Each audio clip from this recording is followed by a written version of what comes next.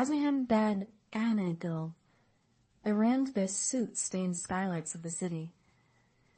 Detective Elias Thorne stood beneath a flickering street lamp, his trench coat soaked through to the lining. The air smelled of wet pavement and something incongruously sweet, a cloying scent of roasted cacao that felt out of place in the grime of the Blackwood district. Before him lay the third crime scene in as many days, the abandoned penthouse of Julian Vane. He is inviting us to watch the world burn, one bite at a time. Get the forensic team in here. I want a full chemical breakdown of these sweets. I suspect we are dealing with a man who views sugar as a medium for salvation. The Eid is the very thing that made you so bitter in the world. Julian Vane woke to the sound of dripping water. He was bound to a chair of cold iron, his mouth dry and tasting of copper. The room was illuminated by dozens of white candles, their flames dancing in the drafty air. The scent of Easter lilies was overwhelming, thick and funeral-like, masking the underlying stench of the damp stone walls. In the centrifuge revoit in sembing doing. You see, Julian, the world requires balance. For every act of greed, there must be an act of radical kindness. My chocolates are the medium, they carry the truth to those who are blind. And you are the primary ingredient for my final masterpiece.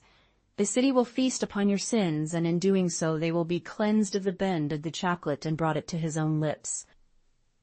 Is Noel than revenge? Elias replied, grabbing his coat to the forensics lab. The chocolate found at Vane's penthouse was not ordinary. It contained traces of rare Amazonian plants, neurotoxins that caused paralysis without loss of consciousness, and a high concentration of pollen from Easter lilies. But it was the third ingredient that made Elias's blood run cold, human hemoglobin. The chocolatier was mixing the blood of his victims into his confections. He's a ghost, Anola Tan. His confidence twinned a nearing gash. I thought it was just another rich man's whim, but the timing fits. The buyer was a man named Lucien Volant. He was a world chef who disappeared from the public eye after his daughter was killed in a hit-and-run. The driver was never caught, but rumor has it the man was a high-ranking official who used his influence to bury the case, and the man general of Lichshen.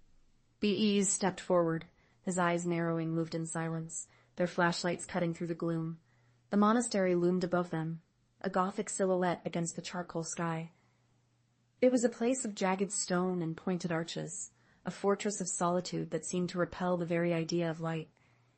As they reached the heavy oak doors, Elias felt a shiver that had nothing to do with the cold. He could smell it again, that it contracts the life out of her. He is the very definition of the rot that infects this city, and tonight he will be the final ingredient in my quest for mercy. You're going to poison half the city. He could see the mayor now, slumped in a chair in the corner of the room, his eyes wide with the drug-induced haze. Alive, but barely. Lucien walked toward the mayor, the truffle held out like an offering. Don't do it, Lucien, Elias said, his voice steady despite the adrenaline surging through his veins. This won't bring her back. Killing these people won't change what happened. It won't wash up and burn the old world down. You're talking about a massacre. No attacks to train. Narrow eyes in him, pressig surgeon the clients. But das won't drings nose. The Kemble Oak Haven eat these chocolates tomorrow. They will taste the truth. They will feel the weight of the mayor's lies. They will feel the sting of Vane's greed and in that shared suffering. They will find a common ground. They will rise up and burn the old world to Tinus knees. He was in a narrow stone tunnel, the walls slick with moss and moisture. Above him, the trapdoor had slammed shut, leaving them in total darkness. He heard Miller groaning nearby, the sound of a man in significant pain. "Miller, you okay?" Elias called out, fumbling for his flashlight. He clicked it on, the beam cutting through the gloom. Miller was sitting up, clutching his shoulder.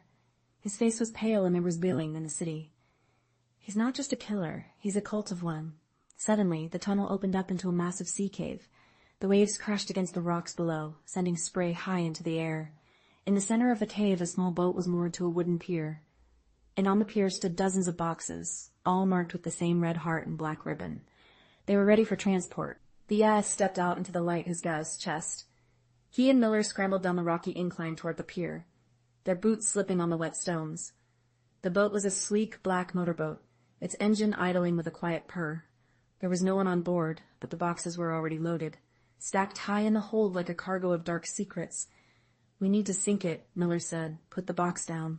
The mayor is dead. Your masterpiece is over. There is no resurrection. There is only a trail of bodies and a man who lost his way in the dark. Lucien smiled a sad, haunting expression. You think I am the one who is lost? Look at your city, Elias. Look at the children starving in the streets while men like fame buy third homes. Look at the justice that is sold to the highest bidder. It is a tight, perfectly tiny, close it varies a stake. I fired the fair gun, the bright red projectile streaking through the air like a falling star.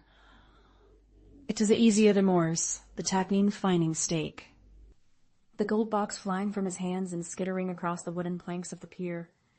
The magnesium flame ignited his apron instantly. A brilliant, terrifying light engulfing him. He didn't scream. He simply looked down at the fire as it consumed him, his expression one of profound peace. He took one last step back and fell into the black freezing water, his body disappearing beneath the foam and steam. Lucan the Damlas Entialism. Yeah, just another night in Oakhaven. Replaced by the scandal of the mayor's sudden, mysterious death. The official report cited a heart attack brought on by the stress of his office, a convenient lie that the city was all too happy to swallow. Elias Thorne, however, could not forget. He spent his nights in a small apartment, the smell still clinging to his clothes, a ghost that refused to be exorcised. He knew he should take it to the lab. He knew he should reopen the case, hunt down whoever had sent this. But as he looked at the chocolate, he thought of the families Vane had ruined, the lives the judge had destroyed, and the silence the mayor had bought with blood. He thought of a city drowning in its own greed, and the small terrifying possibility that Lucien had been right. He put the chocolate in his mouth. It was rich, complex, and incredibly